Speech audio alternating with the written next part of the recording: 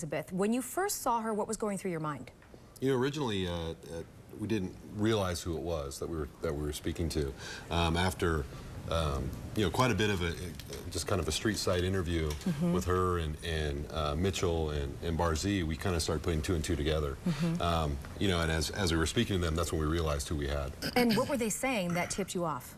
You know, they were saying many things like where they were from wasn't adding up, that they were messengers of God, that, you know, that they were just traveling, that type of thing. It just didn't make sense. Their stories just didn't make sense. Yeah, some of their answers were not consistent with each other, and we separated when we first got there, and that's what we do. And their answers just were not adding up to us, so we know we had something. We didn't know what for sure at the time, but then we kind of started piecing it together a little bit more.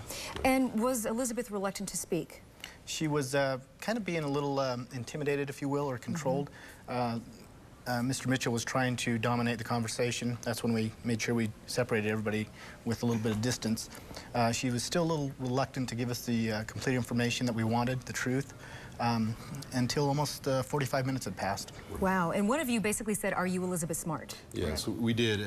At the point that we realized who it was, we asked her, we said, "Are you Elizabeth Smart?" And she was reluctant, she was very scared, very nervous, you know, and understandably so. She was a 14-year-old girl that was being controlled and dominated. But she looked at both of us and said, "If thou sayest." And we're like, "What did you say?" And she said, "If thou sayest."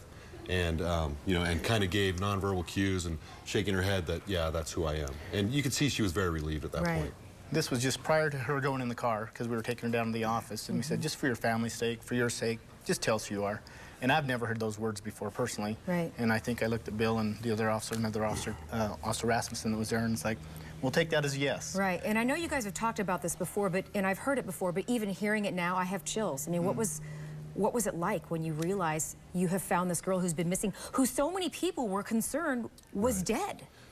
You know, I think, and maybe I can speak for everybody for a moment, we were there to do our job, and we did our job, hopefully. It turned out well for everybody. There wasn't really time for that excitement thing, because that set in a little bit later on as time went on. But at the time, we just, you know, made sure we got the job done thoroughly. We called Salt Lake, they're on their way. We called Mr. Smart, he's on his way. We wanted to make sure the job was done and professionally done.